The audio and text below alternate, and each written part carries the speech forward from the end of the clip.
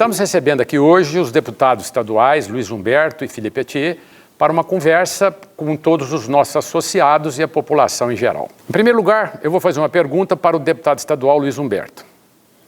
O Estado de Minas está com um enorme déficit fiscal. Como poderia resolver este problema sem aumentar os impostos, taxas e contribuições? Bom, primeiramente, Geraldo, eu queria te parabenizar aí por essa oportunidade que você está nos dando, tanto a mim, ao Felipe e outros candidatos também, que com certeza estarão aqui.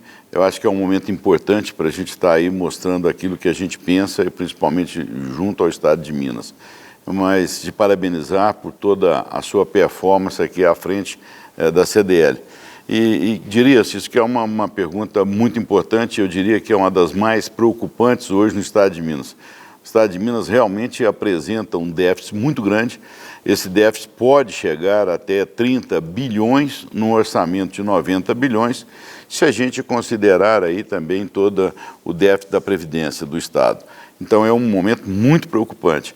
E eu, todos sabem, eu sou um aliado do professor Anastasia, que é um candidato ao governo de Minas, e dentro daquilo que ele propõe é justamente para que o Estado não tenha mais, dentro do Estado de Minas, um aumento nos impostos e em taxas, enfim, ele não promete no primeiro momento essa redução, mas ao mesmo tempo ele também uma das propostas é justamente de não aumentar.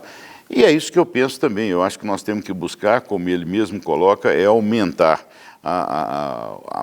diria que a gama de arrecadação, aumentando o número de empresas. E o que acontece com isso? O governo tem que ter credibilidade para isso. Nós tivemos isso no passado, no governo dele mesmo, inclusive foi um aumento na arrecadação através do aumento do número de empresas em Minas Gerais. E é bom que se diga, Cícero, nós tivemos no passado um governo que realmente ele teve um aumento em taxas, isso é uma preocupação, eu sei que é uma preocupação sua e da CDL, mas ao mesmo tempo uma redução muito grande nos impostos. Eu me lembro que só de uma vez só nós tivemos uma redução aí na ordem de 150 produtos de uma pancada só, o diesel foi reduzido, o álcool foi reduzido e essa arrecadação ela subiu. Eu acho que é dentro disso que nós podemos pensar num governo seguinte, eu como deputado estadual, dar apoio na Assembleia, porque esses projetos terão que passar por lá e algum incentivo que realmente a empresa precisa de ter. Só Cícero, eu vejo assim mais ligada, mais à indústria, que foi o regime especial, que foi um ponto muito importante para essas indústrias, mas nós temos que, não só nesse imposto, mas nós temos que ter condições para estar atraindo novas empresas, mas um ponto só, isso também que é fundamental, é a redução no quadro de servidores, de secretarias, de autarquias que tem dentro do governo hoje. Nós precisamos, mesmo que isso não seja tão significativo na questão financeira, mas pelo menos é o exemplo que o Estado tem que dar numa administração séria, competente, para que nós possamos abrir espaço para recursos internacionais entrarem aqui. Deputado federal Philippe Etier, o Brasil vive um momento de muita insegurança jurídica, provocada pela Constituição de 88 e pelas jurisprudências do STF e STJ, além dos altos custos com salários e benefícios do judiciário. O que você acha disso?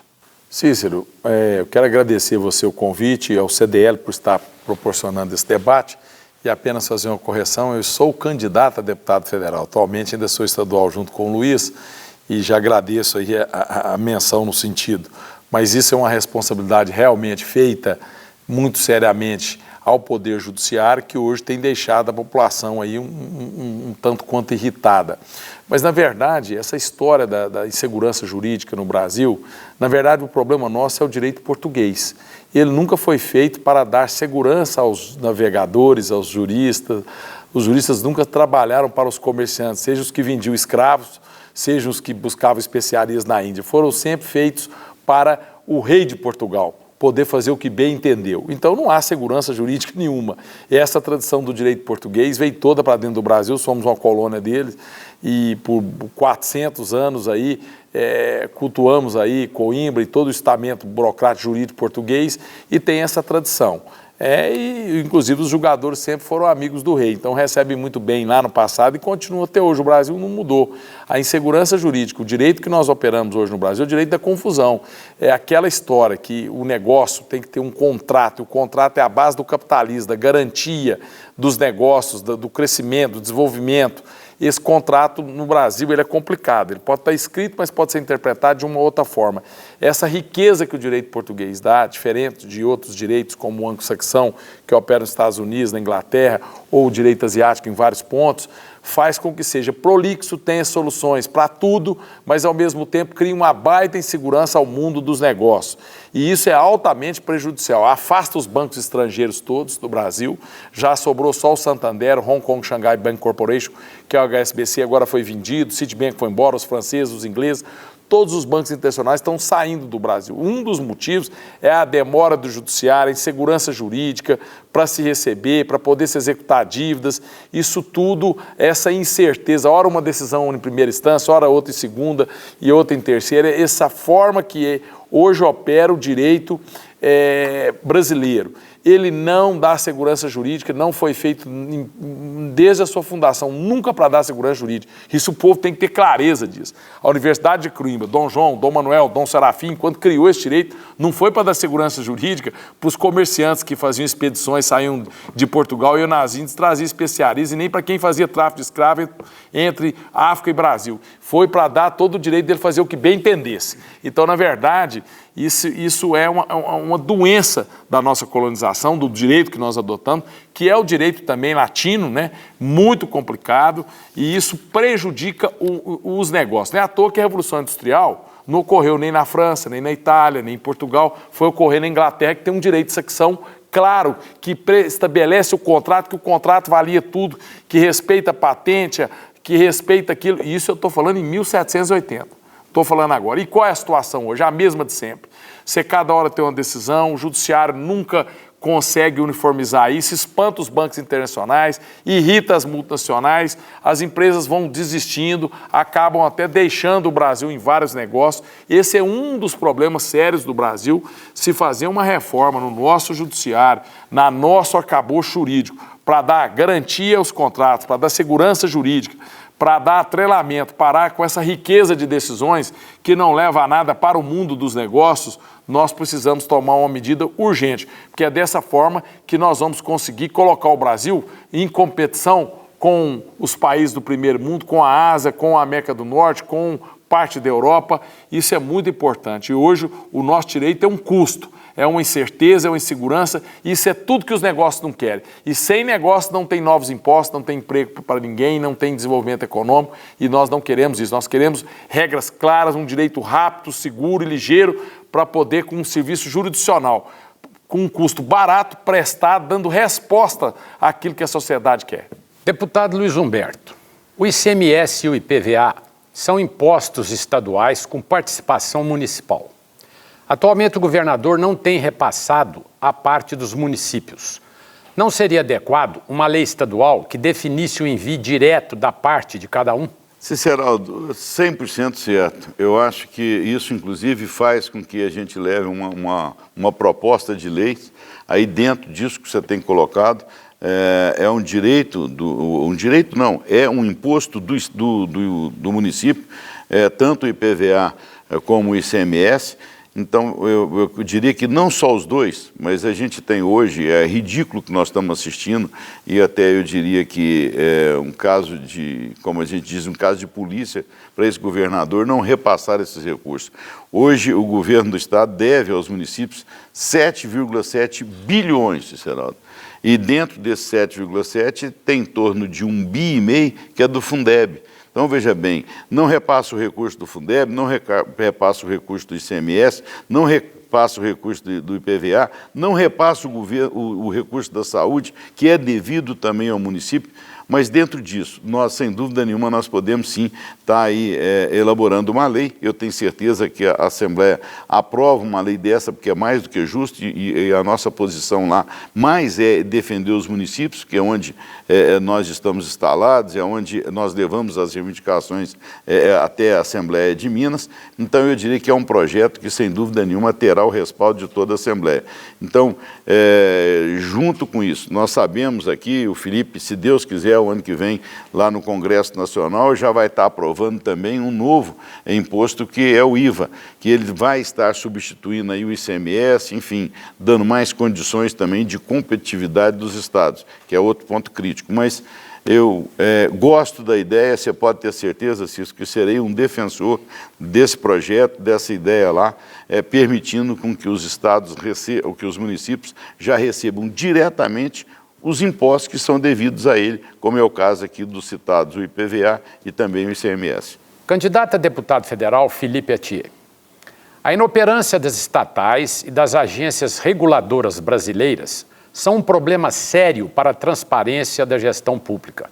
Como você vê essa situação? Cícero, são dois problemas que existem. Você falou primeiro agências reguladoras. O PSDB copia muito a Europa.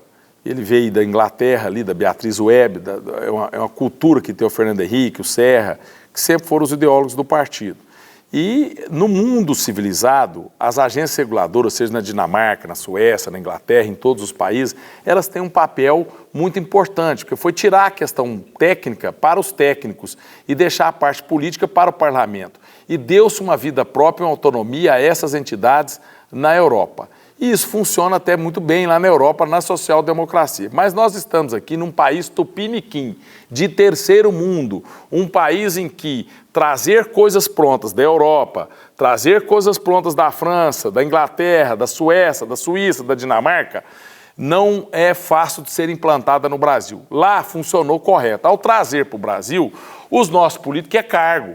Aí o que aconteceu? O PT, nesses últimos anos, pegou as agências reguladoras que o Fernando Henrique nomeou e nomeou lá os caras que o Renan indicou, que o fulano indicou, que o ciclano indicou. Aí pegaram as agências regulatórias que têm autonomia e vida própria, que não precisam passar pelo Congresso para emitir normas, ou seja, já estão empossadas de poder pelo mundo político. O parlamento abriu mão das suas prerrogativas para ela poder exercer a técnica. Essas agências começaram a receber indicações políticas de partido e da companheirada. Isso simplesmente detona em corrupção, em ineficiência, só que agora essas agências têm o poder, elas próprias, de fazerem as coisas, sem precisar ir no Congresso, sem passar para o deputado, para o senador, naquilo que estão expedidas. Essas agências precisam ser revistas no Brasil, porque a cultura política brasileira, seja do coronel do Nordeste, ou do coronel do Rio Grande do Sul, ou do coronel do Goiás,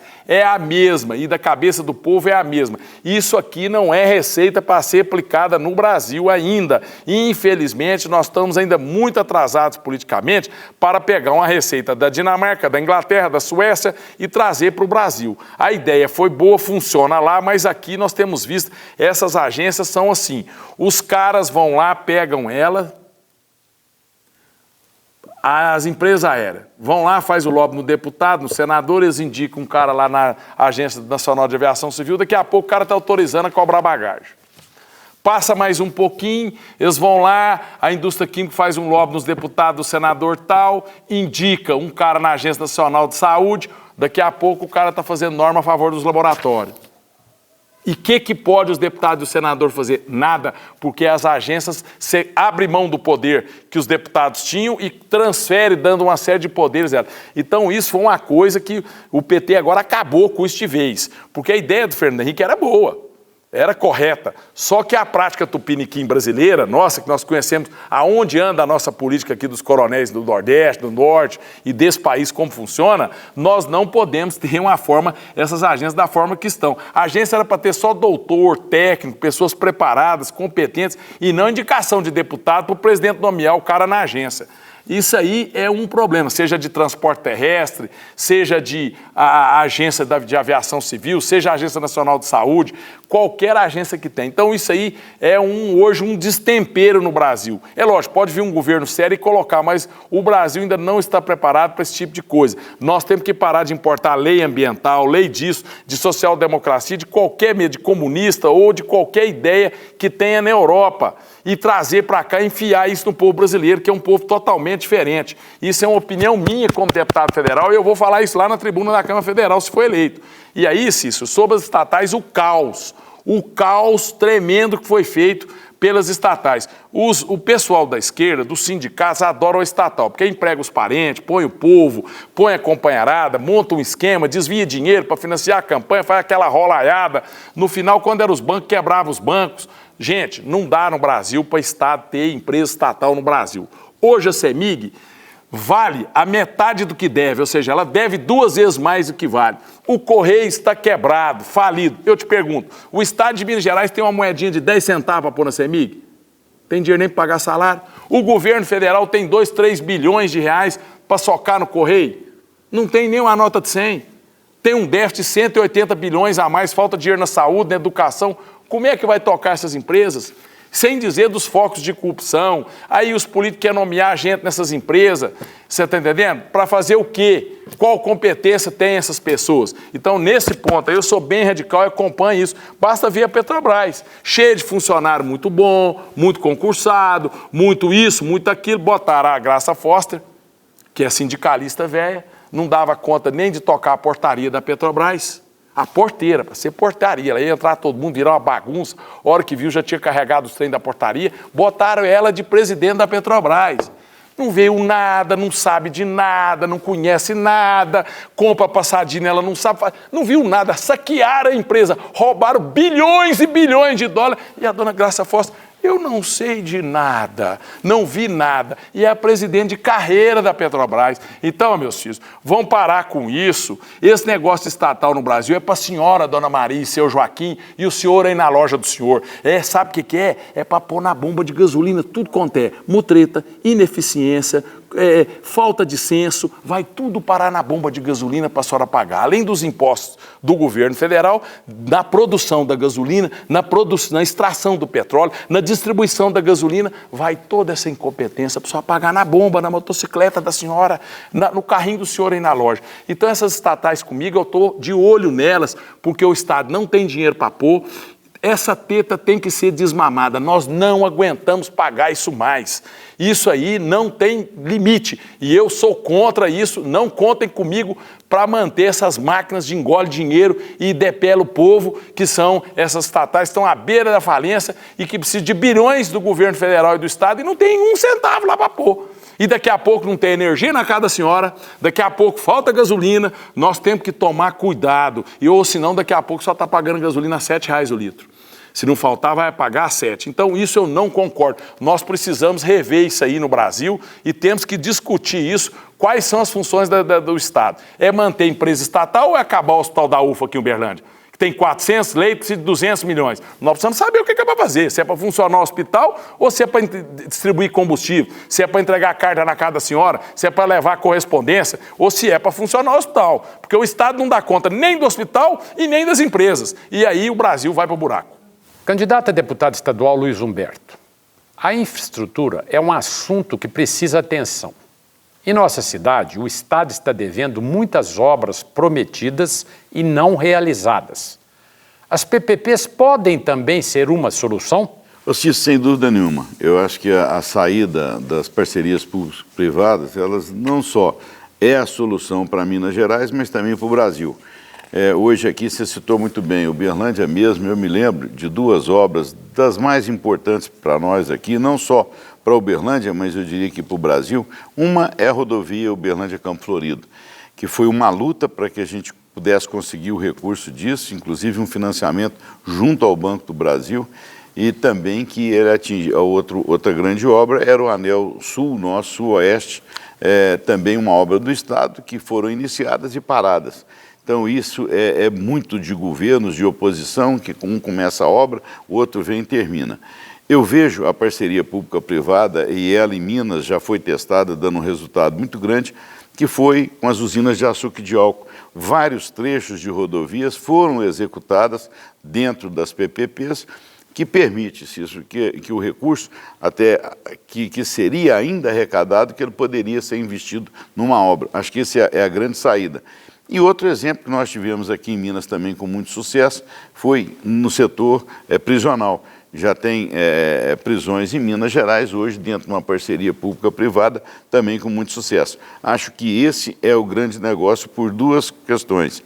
Uma é a questão financeira que o Estado atravessa. E a outra é, como o Felipe disse agora mesmo, é a própria competência da iniciativa privada de estar participando de tudo isso.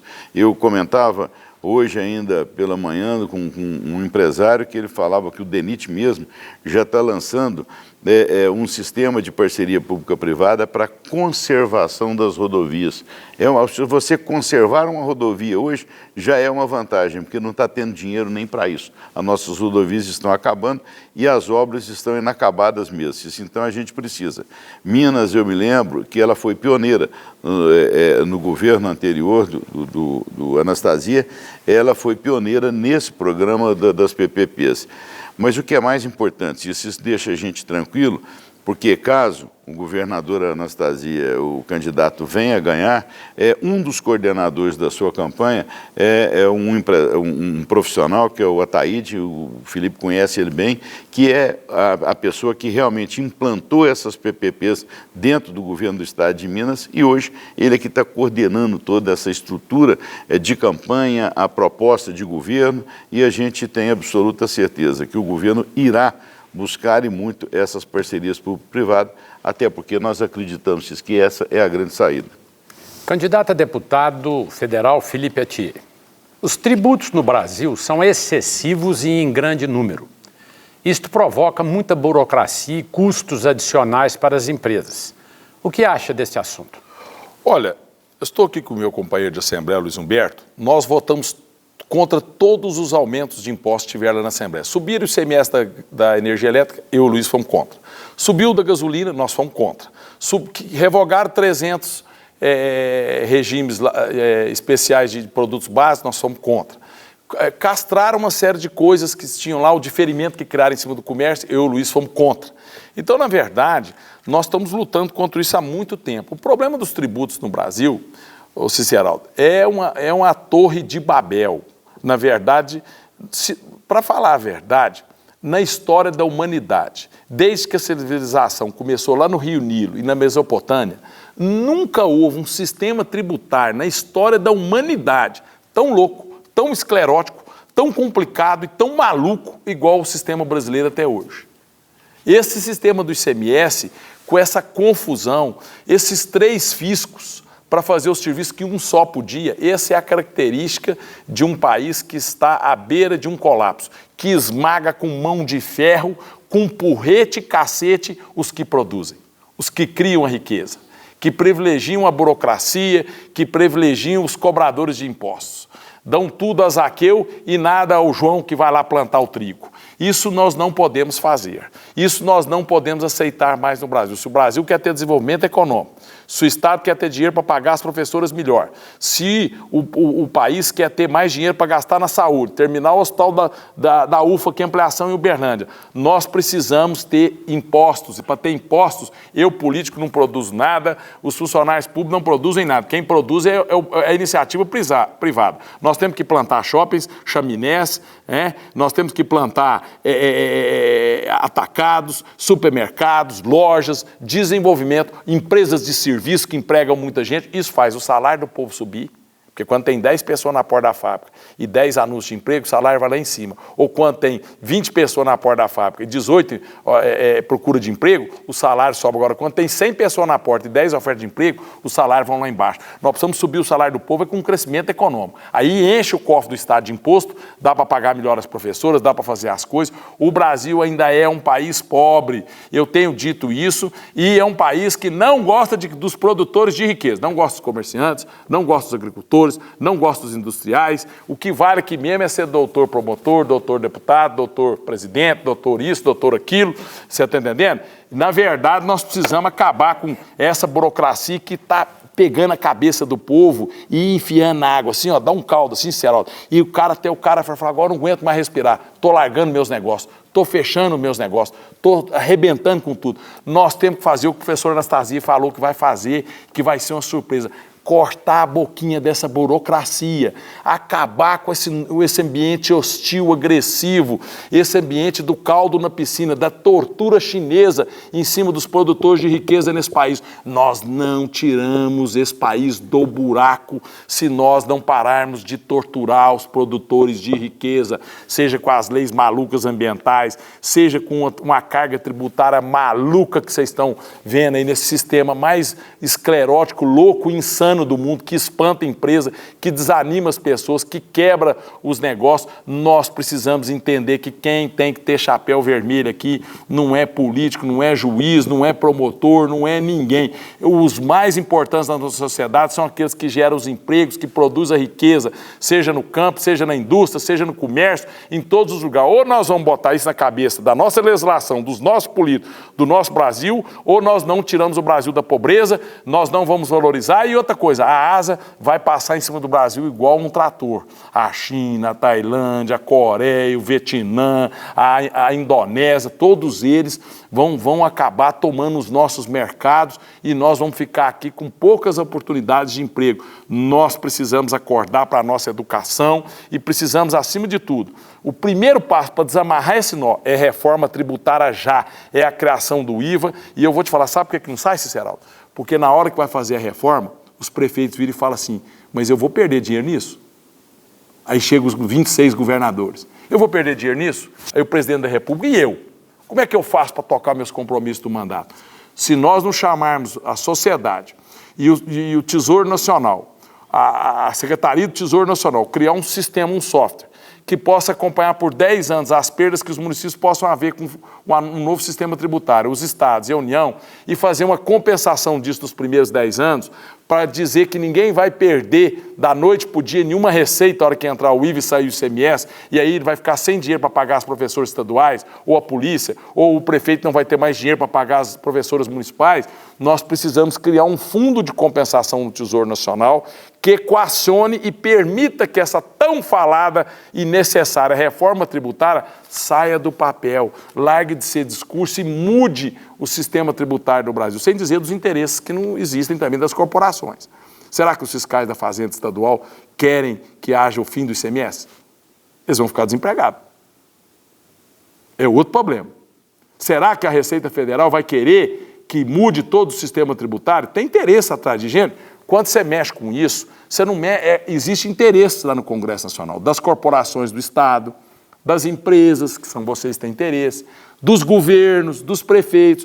Nós precisamos fazer um acordo com todas essas cooperações. Daí a necessidade do meu candidato, que é Geraldo Alckmin, eu acho que porque sem um acordo, na porrada, no tiro e na bala, com essa turma não vai. Eu estou nisso há muitos anos e aí não sai.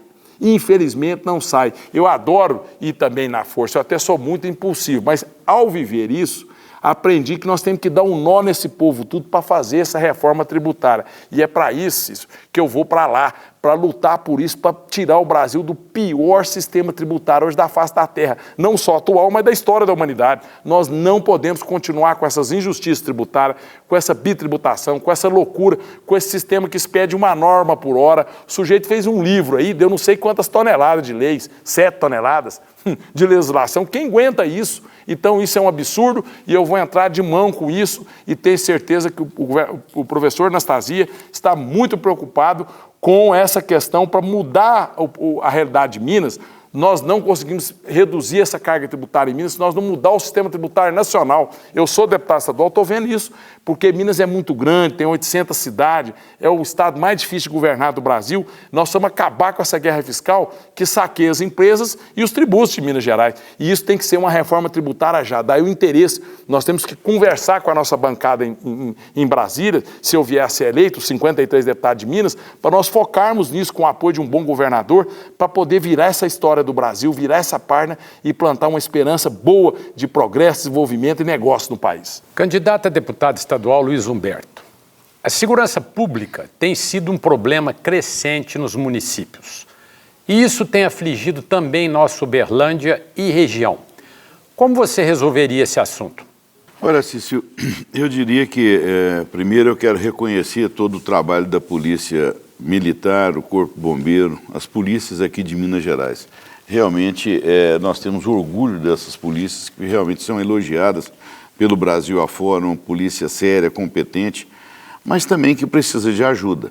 Ela precisa não só de equipamentos, de viaturas adequadas, de armamentos adequados, mas também do seu salário em dia, porque a pessoa não pode ir para o trabalho também preocupado com o pagamento que ele não está recebendo. Então, eu acho que isso nós temos que realmente dar esse respaldo grande à polícia. E aqui na nossa região, Cício, tem uma coisa pior ainda, porque é uma região com um desenvolvimento muito grande. Uberlândia, como essa cidade polo, uma das maiores cidades do Brasil e numa região central, ela também atrai aqui a marginalidade. Então nós precisamos, um dos pontos fortes que precisa, eu acho que diria que seriam as nossas fronteiras.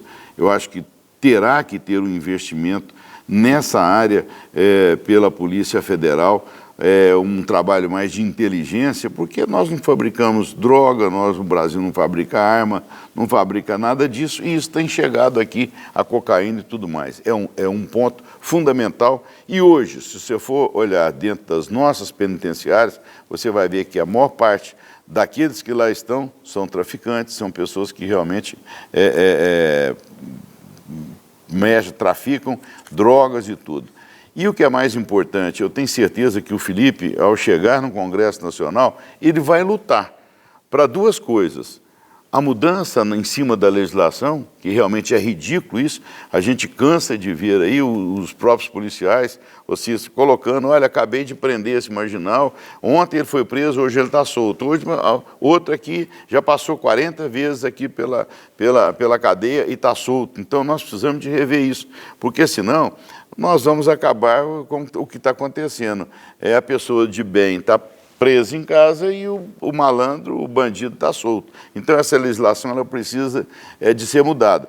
E a gente tem conversado muito, eu e o Felipe, sobre isso, eu tenho certeza que ele vai lutar por isso. E outra coisa, Cis, que é muito importante, nós temos um Fundo Nacional de Segurança, e eu me lembro muito bem que o governo anterior, que era o governo do Anastasia, teve dentro do governo, no período do governo, um aumento nas vagas prisionais, que era de 7 mil, passou para 30 mil só do Estado, fora as parcerias que foram feitas, como eu disse.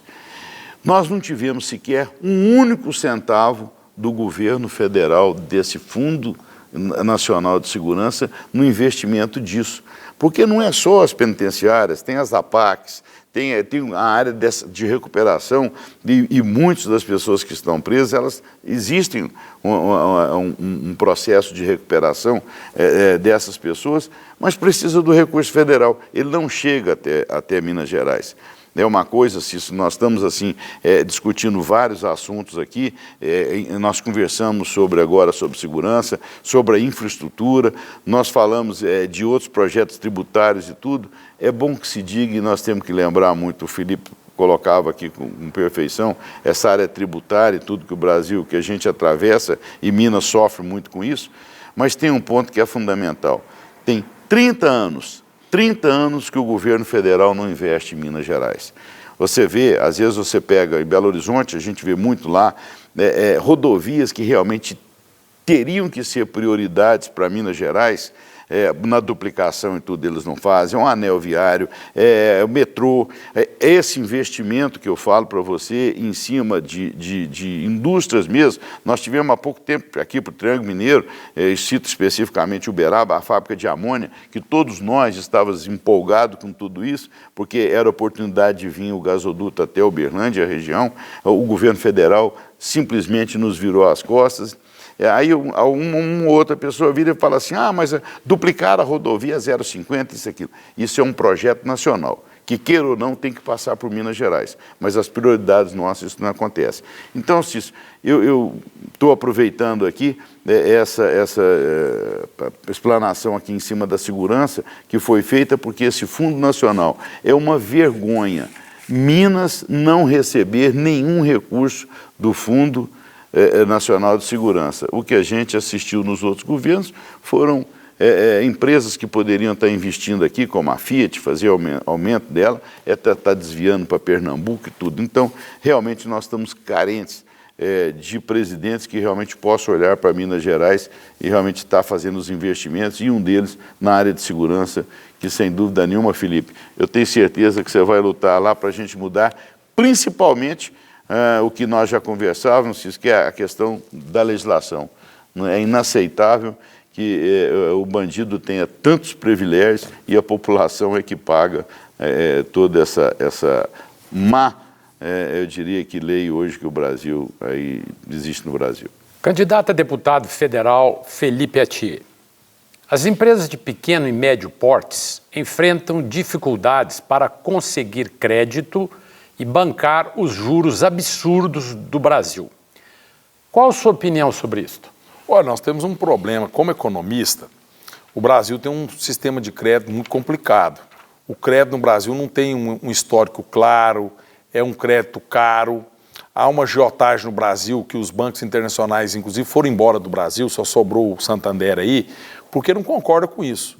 Um Hong Kong Shanghai Bank Corporation, que é o HSBC, não empresta dinheiro a juros lá na Inglaterra a 5% ao mês. Isso é agiotagem, mas no Brasil empresta. Fica contrariado com isso, porque ele sabe que isso é agiotagem. Mas os riscos no Brasil, do processo na justiça, ele não receber, ele ter cano, aquele histórico de crédito da pessoa está errada, é muito alto. Então, por isso que justifica um juro desse preço. E aí fica um mundo de cabeça para baixo, funciona o Brasil de cabeça para baixo. E o nosso povo foi ensinado de forma errada, desde o regime militar, a fazer crediário. Você vai no mundo inteiro, Cícero. Vai lá na Europa e vê se algum lugar vende 10 vezes sem juros no cartão. Vai lá na África ver se vende em 10 vezes sem juros no cartão. Vai lá no Japão ver se tem 10 vezes sem juros no cartão. Vai na Tailândia, vai em qualquer lugar que você quer do mundo. Isso só existe aqui no Brasil. E há pouco tempo a Cristina Kirchner copiou lá na Argentina. Gente, não existe 10 vezes sem juros. Esse sistema de crédito feito pelo cartão de crédito, isso despoupa o Brasil. O brasileiro aprendeu a comprar em 20 vezes na Casa Bahia, sem juros. Isso não é verdade. Isso pega o pobre e arranca o dinheiro dele, acaba com ele. O cara paga 2 vezes o valor da geladeira, 2 vezes o valor da máquina de televisão. Criaram um sistema doentio no consumo brasileiro, de um povo que já não tem um salário bom, um povo que é pobre, ainda põe altos juros embutidos dentro. Isso aí arrebenta as pequenas empresas. Por quê? Porque o Brasil não tem poupança. Não tendo poupança, não tendo histórico de crédito, não tendo um sistema bancário que não seja direcionado para a especulação da dívida pública do governo, de 3 trilhões e 500 bilhões de reais, essa especulação da dívida pública do governo é o objetivo dos bancos brasileiros, e não emprestar dinheiro para o pequeno comerciante poder produzir, comprar os seus sapatos, comprar suas frutas, comprar suas coisas, reformar a sua loja, melhorar o seu sistema de entrega. Não existe isso no Brasil e não tem poupança no Brasil. Se nós tivéssemos hoje 1 milhão de pessoas guardando o dinheiro no banco para comprar uma televisão daqui a 12 meses, nós tínhamos 1 milhão de depósitos no banco todo mês. E esse 1 milhão de depósitos dá para pegar esse dinheiro no banco e emprestar para fazer uma nova fábrica. Aqui no Brasil, não. Tem 1 milhão de pessoas devendo, já despoupou, não tem um dinheiro no banco para emprestar para fazer a nova fábrica, telefona para o governo e fala assim, então o BNDES vai emprestar. Dinheiro do meu imposto, o imposto da senhora, que não está dando nem para acabar o hospital aqui da UFA, vai financiar a produção. Olha, o Brasil precisa ser revertado o seu sistema financeiro. Nós precisamos fazer algumas modificações sérias no sistema financeiro.